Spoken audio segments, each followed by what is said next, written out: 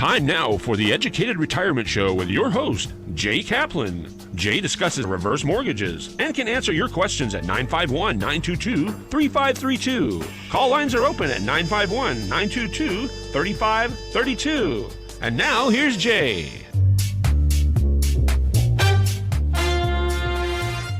Oh, they got me the wrong time with me. I wasn't really picking my nose. I was just scratching it.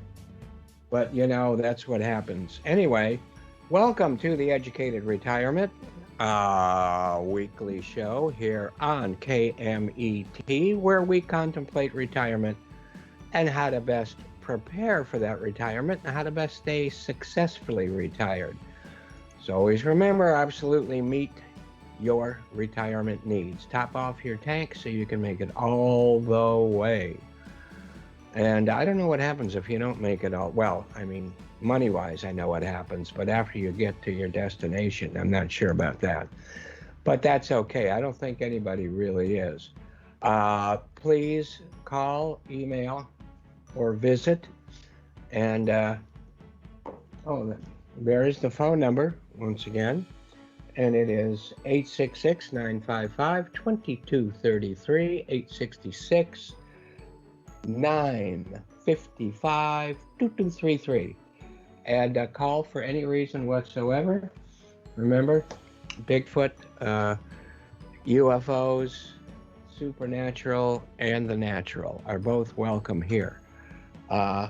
This is a short, easy to remember, Dr. Heckham, D-R-H-E-C-M, Heckham, again, home equity conversion mortgage, but I consider it much more a program than a mortgage, because you're not necessarily taking out any equity, you are just making your equity liquid.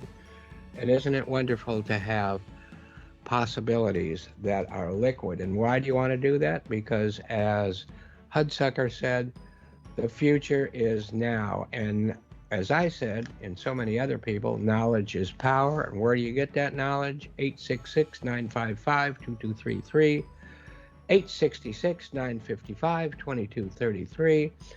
And also, you'll see some links on there. One is to the YouTube channel, and it is completely up to date, including last week's show. I have, since it's 2 hours, I have pretty much almost uncut, except for the breaks. I have the first hour is on one video, the second hour is a different video, and then I do a special DaVinci Resolve video of the guest, which, you know, if you want to get to the good stuff, the guest. If you want to get to the nostalgic stuff, then watch the others. And also, if you go to drheckham.com or theeducatedretirement.com, there will be the scripts anyway for these shows about the nostalgia part of it. They will be on the blog, as well as a whole bunch of other things. My day job is at the Loan Source, and my NMLS number is 384565.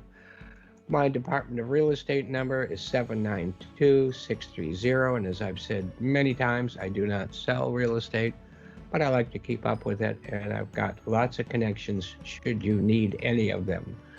So let me give another thanks to Daryl McCants, who does recognize this show on each of his shows, the Southern California Business Report, that he shares with Yvette Walker, as me being on his advisory team, along with others such as Bill Morris of UCI.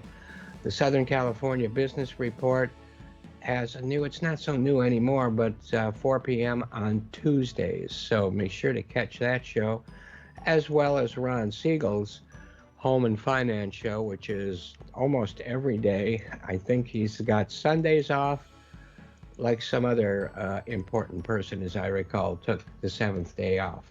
But what's that? Grandpa Speaks. Yeah, well, yeah, of course. Grandpa Speaks on Saturday morning, where he has the over 50 crowd show, and I, of course, have the over 90 crowd show. But what do you think of the new look? See these glasses? You know, they're much different than the other ones, but, you know, so be it. But you know, and it's still taking me some getting used to. But they do say that the color of the frames need to match the color of your hair. So I guess that turned out good, right? So what is today? Speaking of people like me, Tarzan Day, and today we celebrate Tarzan, the popular tree-swinging ape-raised character who made his first appearance on this date in 1912 in the novel Tarzan of the Apes, which was originally published in installments in the All Story magazine. The novel was published in full in 1914 by author Edgar Rice Burroughs. And let me see a picture of Edgar first. Looking somewhat like Tarzan, but then again, somewhat not. And just waiting for the making sure I've got it right by looking at my monitor here. Let me see, make sure that's looking good. Yep, he's looking good. Now, here's the front cover of one of those magazines. And yeah, it's one of those magazines, and it's got Tarzan on the cover. So, looks like he's killing that poor lion. And all that lion wanted to do was eat some guy. And it's called Tarzan of the Apes, A Romance of the Jungle. So, you want to be romantic? Hit the jungle. The Lord of the Jungle was the subject of 24 novels by Burroughs, as well as sequels by other authors. He's also been the main character of a radio program, newspaper, comic strips, and comic books, many television shows, and countless movies. Is this a picture of me? No. Not even with my new glasses? No. There is Tarzan, and this is the first guy that played him in silent film. And his name we will get to in a moment. So Tarzan was born in the African jungle to Lord John and Lady Alice Greystoke. After the death of his parents, Tarzan, this is absolutely true story here, Tarzan was taken and raised by the ape, Kala. He grew up knowing nothing of his human life, always thinking he was an ape. With the help of books and tools left in what was once the cabin where his parents lived, he was able to teach himself to read and write. Once he was found by American gentlemen and his daughter Jane, who visited the jungle to find buried treasure, the Tarzan adventures began. Elmo Lincoln, now that guy did not look like an Elmo, but there he is, played first Tarzan in the silent film Tarzan of the Apes, 1918, followed by several other actors, including Johnny Weissmuller, which we all kind of remember, Ron Ely, Jock Mahoney, I guess he was a jock, and Buster Crabbe, to name a few in feature films. However, there were many television things as well. So let's have a quick look. There's another national film. This is a film poster. There we go. Tarzan and Jane. And there have been many Tarzan festivals worldwide. Morgan City, Louisiana in 2012 hosted a Tarzan festival celebrating 100-year anniversary of the character's debut. The event also honored the city's role in the first movie version, as it was filmed in Morgan City. Now, filmmakers, actors, and circus acrobats fought Marla unbeatable heat in the unbearable heat and the swamp of the Louisiana Atchafalaya River to bring to the silver screen the Tarzan of the Apes. It's one of the first times that Hollywood shot on location. So there, in this case, it was the moss-covered trees that persuaded filmmakers, as it matched the description straight from Burroughs' story. For the larger primates, they used people from the New Orleans Athletic Club who had to act in costumes that they said were unbearable. The movie was an instant hit with audiences and one of the top 6 motion pictures of the silent era and shot in Morgan City. There is a television show which you can still see, although they're having reruns, but The Ghosts of Morgan City television series led by Ben Hansen. And yes, we know Ben. He probably doesn't know us from a bowl of Wheaties, but we met him on several different occasions. And at he's a ufologist and paranormal investigator, and he had his own show, which he headed with other people, called Fact or Faked Paranormal Files. It's also International Bat Nights. So that's bats. I guess you should watch at night because they fly around. They do their hunting at night.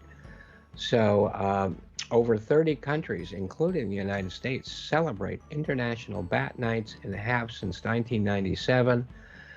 And always the last weekend in August, which I guess this is. This holiday encourages us to learn more about this mostly nocturnal being. There are over 1,200 species of the creature known as the bat, and only 3 of these, species, and only 3 are actual blockbusters. I think I was supposed to say they were movies. And there were. Vampire bats are found in the tropics of Mexico. Central and South America generally consume the blood of sleeping cattle or horses, and usually just a quick bite and then that goes unnoticed. That was kind of the same with mosquitoes, as you may remember from last week. They didn't care for human blood that much either. But so despite what movies and novels might say, bats aren't really creepy. They play an important part in keeping a balance in nature. And you know, I read, not here, but bats, my God, they go up to such huge elevations. It's incredible. So did you know that bats consume insects that spread disease and damage crops like rice, corn, coffee, tomatoes, and cucumbers? Now, my father used to call females tomatoes. Not tomatoes, not tomatoes, tomatoes. So little known fact, in Kansas, bats in Kansas eat over 1,000 mosquitoes an hour. I guess that's good because mosquitoes bloat up on the kind of blood they like, and then the bats eat them. So those aren't vampire bats, are they? They're gardeners of the rainforest. Bats help distribute plants by passing seeds through their feces. And I got a good story about that, but I won't tell it. It has to do with tomatoes. But the director of the show is here, kind of trying to keep the laugh to herself. But give me a call and I'll tell you about it. Bats can live more than 30 years and can fly at speeds of 60 miles an hour. And the world's largest bat is the flying fox, with a wingspan up to 6 feet. Now that would be a thing, I think, a bit scary. The world's smallest bat is the bumblebee bat of Thailand, which is smaller than a thumbnail. So what I got here, we got some movies. Vincent Price, let me see what that one is. This is the bat. This is one I really like here, The Bat Whispers, with Christopher Morris, etc. It's got some really, really great scenes. I don't know whether you can see the small thing in the bottom, but when we saw that film by what's his name, the guy that did in who am I thinking of? Mike. No. He did. We really like him. He did those 2 films about the cabin in the woods. Yeah. What's his name? I don't remember. Oh, come on now. The director, you mean? Yeah, and he did the Spider-Man movies, the first round. Anyway, Sam Raimi, yeah, and I'm sure he borrowed a lot from that film, and I'll try to remember that and show you that film, whose name I don't remember. I don't even remember my own name most of the time. Here is The Bat, which came later, Vincent Price, Agnes Moorehead, and the like. So it's not made by the people I thought it was. Anyway, this is 1959. Okay. But this is also a little later than that. We believe in challenging the status quo. Families and people need to be active, not reactive. And we've got about 5 minutes. So instead of getting into birthdays, let's have NASA Nellie do her thing. That'll just about round out the half hour before our guest. Is that okay? We're looking for her retro. There are her retro rockets right there. So take it away, NASA Nellie. Today we're going to talk about the Lubeck Lights incident. Hundreds of people, including several university scientists, witnessed flying blue-green lights in formation in August of 1951, and one person even took pictures. The incident received national publicity in the United States as a UFO sighting and was investigated by the U.S. Air Force. It started on August 25, 1951 at around 9 p.m. in Lubeck, Texas. It was a quiet summer night when 3 professors from what we now know as Texas Tech University were about to witness something they thought was unworldly. They were sitting in the backyard of one of the professors' homes visiting and chatting about micrometeorites when they observed a total of 20 to 30 lights as bright as stars. They passed overhead and then reappeared an hour later. According to one of the men, the lights appeared to be about the size of a dinner plate in shape, and they were greenish blue, slightly fluorescent in color. They were absolutely circular and gave all the men an extremely eerie feeling. They calculated that the lights were traveling at about 600 miles an hour. The professors weren't the only ones. At dusk in Albuquerque, New Mexico, an employee of the Atomic Energy Commission's top secret Sandia Corporation said that what he and his wife saw were 6 to 8 pairs of glowing bluish lights skimming across the sky overhead. A retired rancher and his wife from Lubeck also observed large objects that glided swiftly and silently over their house and said it looked like airplanes without a body, along with glowing bluish lights. A few days later, a freshman at the same Texas University, Carl Hart Jr., observed 20 lights in a V formation flying overhead, and he grabbed his Kodak camera to see if the lights would return. Suddenly, more of the same lights passed overhead, and he was able to capture 5 black and white shots before the lights disappeared. After the film was developed, he took the prints to the offices of the local newspaper and was told that the photos would be purchased for $10 each and would be published, but that he would be run out of town if the photos were fake.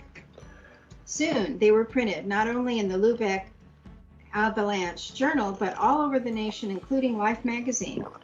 The physics lab at Wright-Patterson Air Force Base, including Edward Ruppelt, the supervisor of Project Blue Book, analyzed those photos, and Ruppelt later said that the photos were never proven to be a hoax, but never were proven to be genuine either. He also said that regarding the sighting of the professors, if a group had been handpicked to observe a UFO, we couldn't have picked a more technically qualified group of people. There's little doubt that whatever people were seeing was something real and that were observed by hundreds of people. Ruppelt later interviewed the professors, and he concluded, oddly, that their sighting could have been migrating birds called plovers that were reflecting the shine of newly installed streetlights. Poor excuse, huh? Yeah. Well, needless to say... Were they tweeting? Did they make any sound? No. Needless to say, the incident proved to be noteworthy, as not only Life magazine published the photographs, but Ruppelt devoted an entire chapter of his book on the incident. In November of 1999, a Texas-based television station aired a news story about the lights and interviewed Carl Hart Jr., who took the famous photos, and the event had been highlighted in several UFO documentaries. Very interesting stuff. And I'm sure those birds, lit up pretty well. Anyway, let's listen for the rockets to take NASA Nellie back to the International Space Station. And with that, we will let Sean take over, have our half-hour break, and we'll be back with our special guest, Howard. And will continue. So take care of yourself. Keep looking up, looking at the skies, and something to do with the thing at the end of the. Anyway, take care, and we'll see you in just a couple minutes. And he'll hear me in just a couple minutes. Bye bye.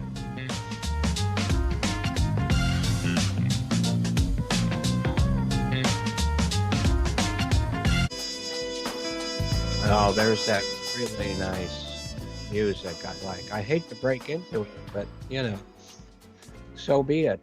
So welcome back to the Educated Retirement here on KMET, your home planet.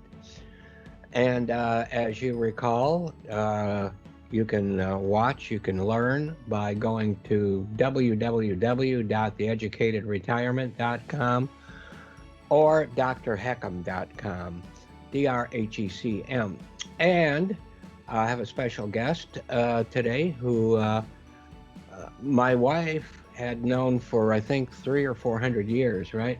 For quite a while. Used to work together, but I actually really met him. I met him a few times before, but he did become a client, and I hope a happy client.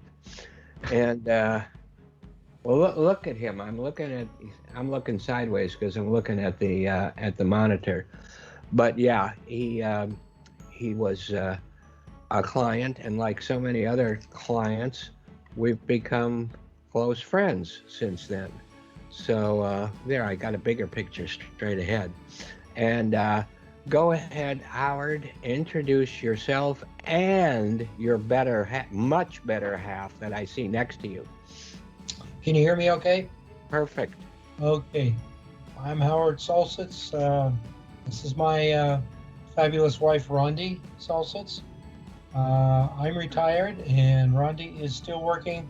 She is a well-published novelist with 65 plus novels, plus online stuff. Now, I'm not sure how much you're going to plug her. You should. But in the meantime, well, first of all, I want to show this pen. Howard gave me this pen because, doing a reverse mortgage, there's about, like, if you were 20 years old, you'd have maybe 15 pages to sign. But since we are that protected part of society, there's 80 to 100, depending on, whether you're single or whatever. So that called for a larger pen. And does it work? Yes, it does. And as far as Rhondi is concerned, I don't know if you're going to show any books, but I am. I mean, look at that. That's thick. And this is only, I believe, the first, the Elven Ways #1, called The Four Forges, right here. That's one. I also have some on, I believe, Kindle or whatever, but look at the picture on that. Is that great or what? Yeah. Oh, you know what? The other one is signed by us, but I don't think I need to show that to you right now. But, there you go. And here's another one. Boy, this is so thin. It's only 800 pages. No, it's 500 pages. And there's another one right there. So we could do a whole show segment on her work. And, hopefully we can do that here someday, because she's fabulous. How she ever got in contact with this guy is beyond me. But, they say the same about me and my wife. So be it, We lucked out 43 years ago. And then, no, look at me now. But don't look at me now. So, you guys live in Fullerton, and you like Fullerton a lot, right? Yes. Yeah. Been here for years. Yeah, that's good. So, if anything, I would like, and again, this part of the show is not about me. It's not about reverse mortgages, but since you do have one, I will force the question, which you don't have to answer, of what your experience has been because of that. It's been very good, other than the guy that handled it for us. He was chubby at the time. Yeah, well, fat, I think he was, wasn't he? Yes. And you had to use butter on the door so that I could get through, I think, right? No, we used butter on the doorknob so you couldn't get through. Ah, that's good. So you're We've been enjoying. very, very pleased with it. It's done what we wanted to do, and we'll continue to do so. Yeah, and Howard is the star of several of the videos on the website also, which he did a great job of doing. But you've got family all over the world, right? All over the country, and we have friends all over the world. Yeah. So, This is a good thing. yes. And you get We'd to love to go try. you get to go visit them, correct? Well, other than COVID, yes. Well, everything is other than COVID. I know 2020 didn't count. Take No, and I No. sure was hoping that it was going to be over, and then here comes another variant of it, and there's more variants hiding in the wings, but hopefully we'll be able to control it to some degree. And of course, it's a tragedy, all those people who are gone now because of that. Yes. But we can't do too much about that at this point in time, but we can certainly do things about it in the future. So I would like to take a short little detour and have Rhondi talk about how to purchase her books. Oh, Yeah, well, most of my hardcover books, and you showed a number of them, were available through bookstores. My online books are available through Amazon, Books A Million, Barnes & Noble Online, even Target and Walmart. So, wow. and I have pen names because Yeah. nobody can spell or pronounce my first and last name. Rhondi Villatte is not easy for readers to remember. No, in fact, he should have taken your last name or whatever No, it was it would before. have been Villatte, which most people think is Violet, and Ah, they okay. don't get that right either. No, it's hard to get things right these days, but we try, right? Yep. Yeah, and also Howard is a pretty humorous feller. I mean, I'd like to say funny, but I don't. It's not funny business. It's just he sends me a lot of those jokes that I tell near the end of the show, and he's been invited to tell the jokes himself. Which, if he would like to, there's an open invitation every week at 4:45. 4:45.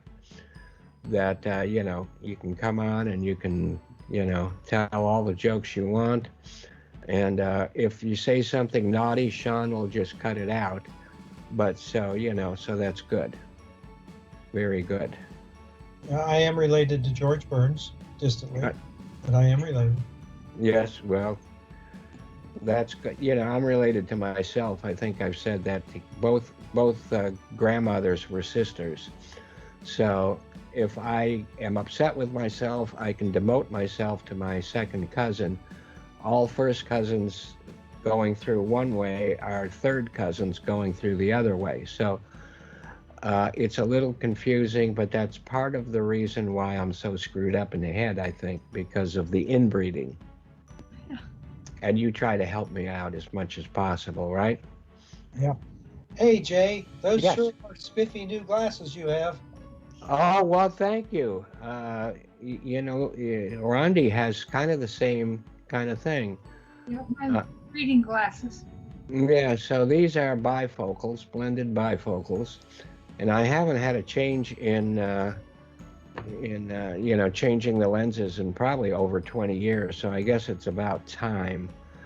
The look, I'm not sure. I'm not used to it yet, but we will see. And like I said before, the supposedly to be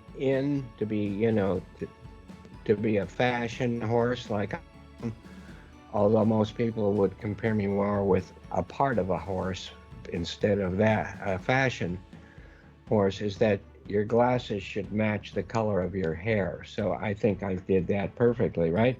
Don't you? Yes, of course. Yeah. Mm-hmm. Good luck with that.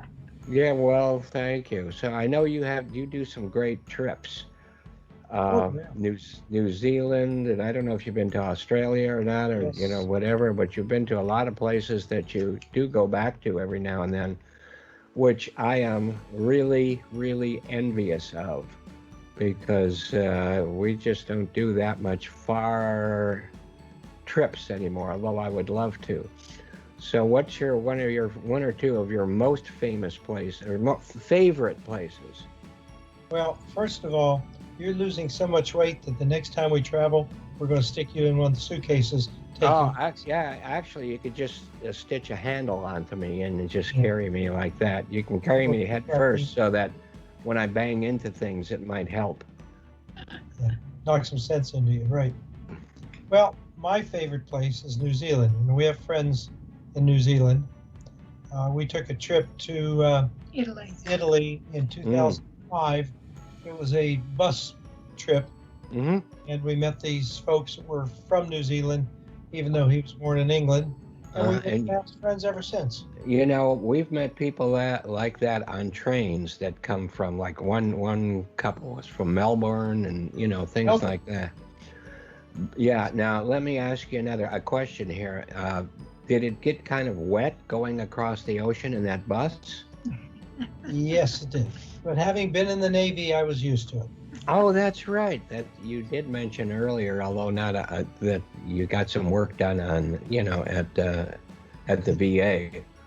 So yeah, you were. When were you in? What years were you? I was on active duty. Yeah. 65 and 66. Ouch. I didn't have. Yeah, I enlisted in 63, and I was still in high school. But I went to service school in 64. Went on the USS Franklin D. Roosevelt. Oh, wow. 65, and traveled and literally circled the globe and crossed the equator and all that. And did Vietnam. So you actually had a fairly good time, or a lot better than so many others during that period of time. I was drafted 2 or 3 times, I remember. Then they kicked me out for asthma, this, that, and whatever. And I had pretty bad asthma back then. I'd go to the hospital, I'd get adrenaline shots, which were very fun. If you ever had an adrenaline shot, that's a lot of fun. It just doesn't last very long. But my asthma, it's gone. It's just gone. I used to have bad arthritis in my joints, and that seems to be all gone too. I don't know how that happened, but I'm sure the asthma went away because of exercise. I give my lungs a lot of exercise by smoking cigars, and they say that exercise does make you stronger, so that's my logic there. Good logic. Yeah. So that's excellent. So I just want to make sure everybody knows what a good guy you are, and your wife, and what good friends you've become, and I really treasure that quite a bit. And of course, you have to have a token, whatever you want to call me, somebody with a shrunken head now. Body, you have to have one of those tokens, and that's me. So I play, I take a part in your life too. Yeah. I'm sending you the bills. God, please do. So do you get into the world of fantasy that your wife writes about? Some of these pictures are just great on these things. No, so actually, I take it for granted you've read every one of them, right? No. No, he doesn't read fiction. Oh, okay. Well, have you ever thought of learning how to read? I read, when I do read books, it's usually law stuff. Pardon me. I'm sure that's very exciting stuff. And but Rhondi, you're into that stuff. So, I mean, my wife and I just love all of that kind of stuff. We love all the silly science fiction movies from the 50s, all the new ones. And I guess, Howard, you don't go to see all those, right? Very seldom. No, Yeah. I have to get special permission to play them on the TV set because he doesn't like to watch them. But I write science fiction, Right. fantasy, Mm-hmm. romance, and mystery, and thrillers. That's Have a wide variety. that's great. And you know, if your husband ever learned how to read, he could report on those also. Well, he's used to me sitting at the table saying, I don't know what kind of car I need to have my heroine drive, but it has to be something that's souped up and has a good reputation. And that's where he comes in handy because he's my car. Okay. So he's like a little encyclopedia of the things that you are not as familiar with. Right. No, mostly cars. Mostly cars. What's your Oh, yeah. favorite? Pontiac. I had a GTO for 29 years. Wow, that's your favorite car that you have had. What about if you were to pick price, no object at all, what would you pick today to be that? Well, it doesn't have to be a heroine, it could be a hero too. Yeah.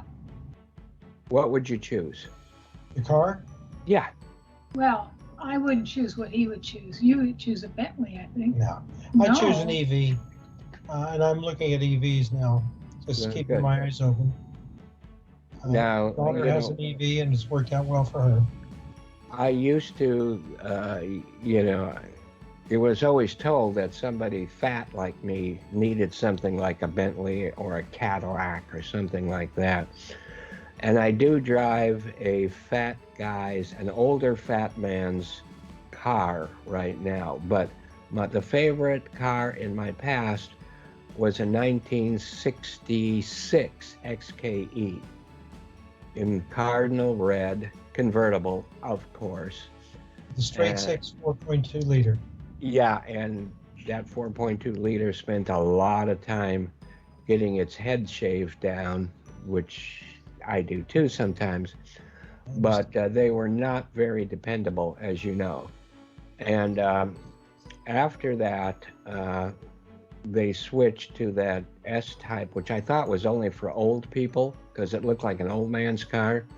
So when I got older, I actually got one of those, but it was a 92, which was, I think, the first year that Ford took over, and it had the straight six, but it never had a problem. It was perfect as far as that's concerned.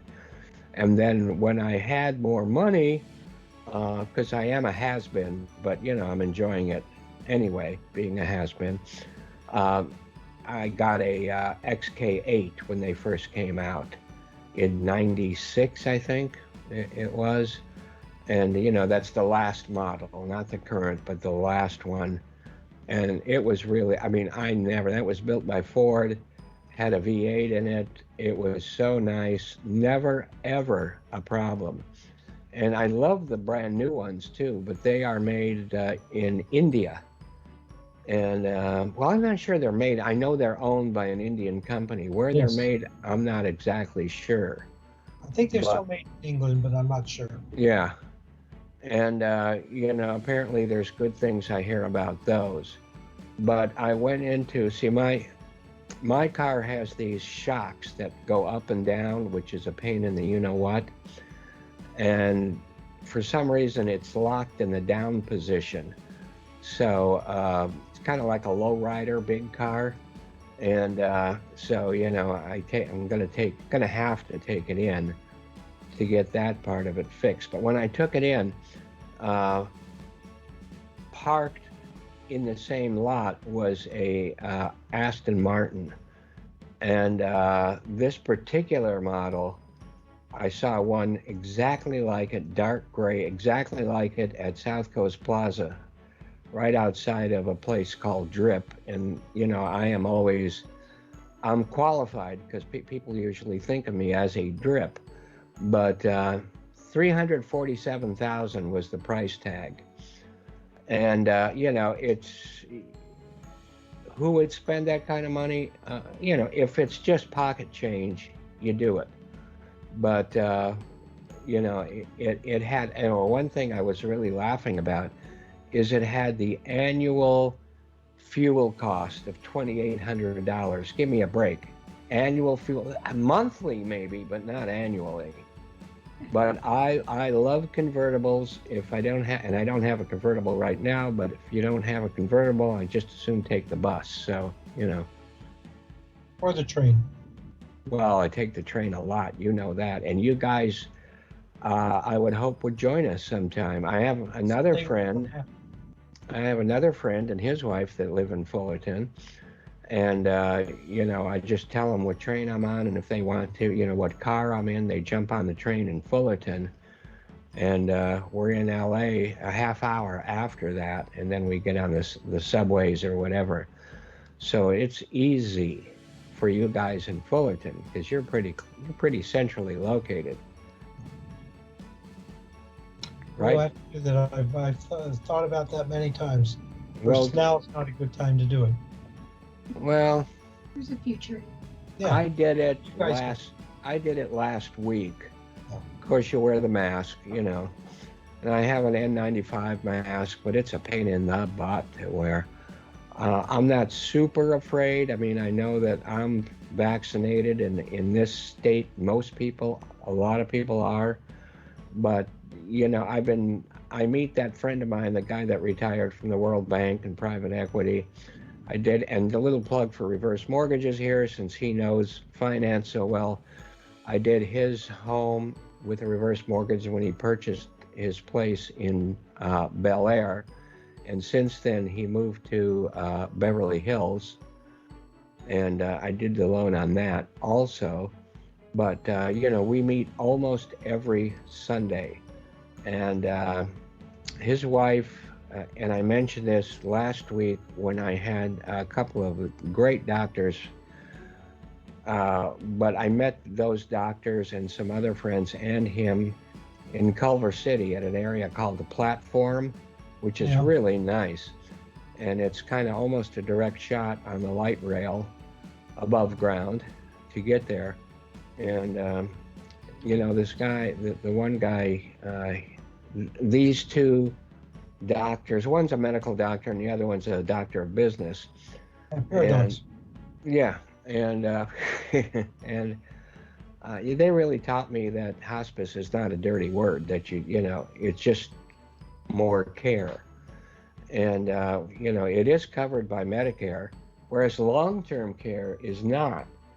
So you get a little, quote, abuse there, where people will go into hospice just so they don't have to pay for the care. But the other friend, who goes by Ray, the guy that I said is in Beverly Hills now, his wife went into hospice and was given, I think, 4 to 6 weeks to live, and that was 32 years ago, and she's still around. Now, every once in a while it pops back, and she's taking very uncomfortable chemo right now, but other than that, everything seems to be okay. So, I mean, just because there is hospice doesn't mean you're on your way out, because I don't think any of us are getting out of this alive anyway, are we? I'm planning on it. Ah, okay. I'll let you know how that works out. Please do. And what we should do is, you know, Forrest Ackerman was a big science fiction guy and collector. And one of the guys I met that Wednesday was Joel Geffen. His wife is an elder care, really famous elder care attorney. And Forrest Ackerman was one of her clients. But now this was a show that was on television, and there's a book about it. And I can't tell you whether I, quote, buy it or not, but Forrest Ackerman said he absolutely did not believe in the afterlife. So what they did was they put down 3 different things that only Forrest Ackerman and his 3 friends would understand. And according to this book and the television movie, all 3 of those things were verified. So I don't know. So I have trouble with that because I don't remember the forelife, let alone what the afterlife's going to be. I don't remember what I was before, but did you know me before I was born into this? Probably not. The interesting thing about Forey, that story is true, but Houdini tried it. Uh-huh. It didn't work for Houdini. Yeah, of course. Well, I was going to say Houdini did not believe in the spiritual thing that was going on at the time, but Forey didn't either. I know. So, you know.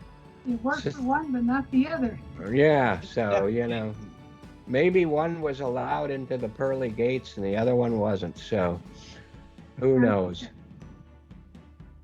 But see, your wife knows a lot about this stuff. I study it. Yeah, and, you know, Forrest Ackerman used to have a great collection at the home, which I wanted to go to but never did, and I think that collection has been scattered since. Yeah. Right now, maybe the largest collection at anyone's home would be Guillermo del Toro.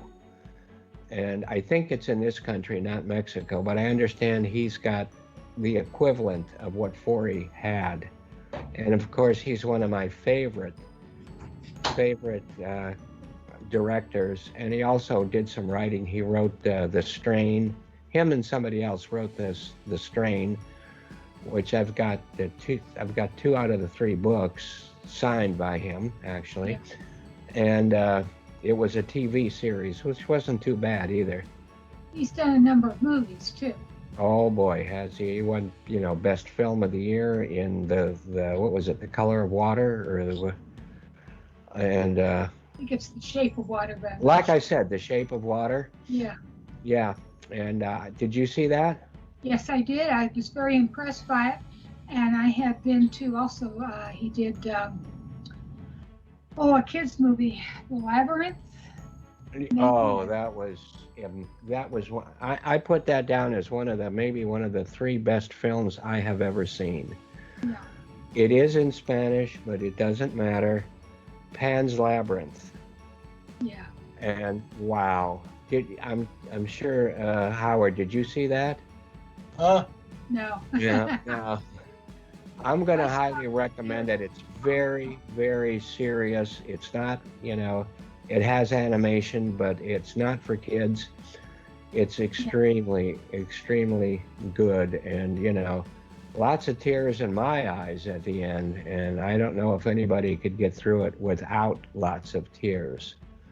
But we only have a couple of minutes left. I told you we'd run out. We'd run out of time real quick. So hopefully you'll be on the train with us, and I'll talk to you about that, okay?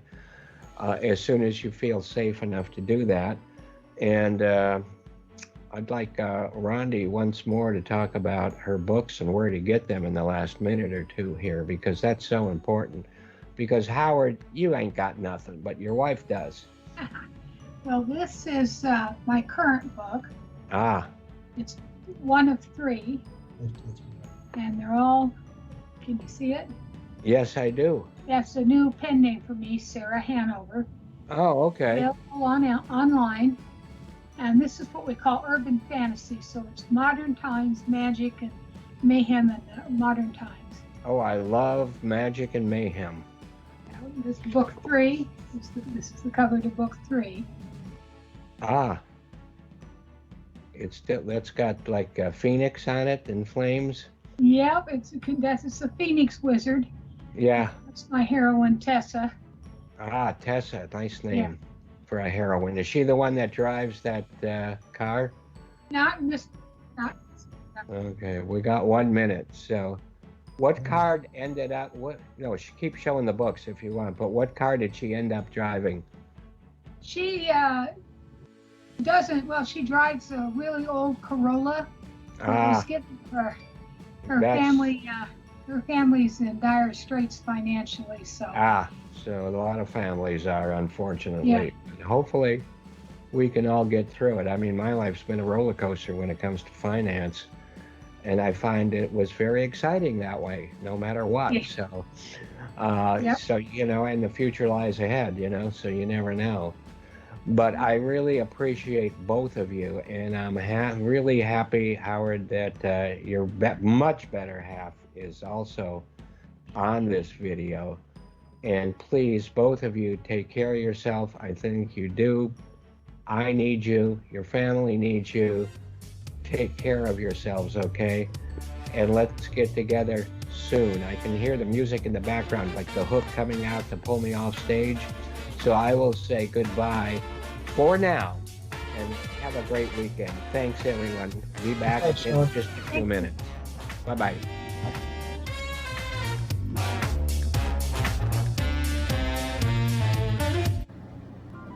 Thank you.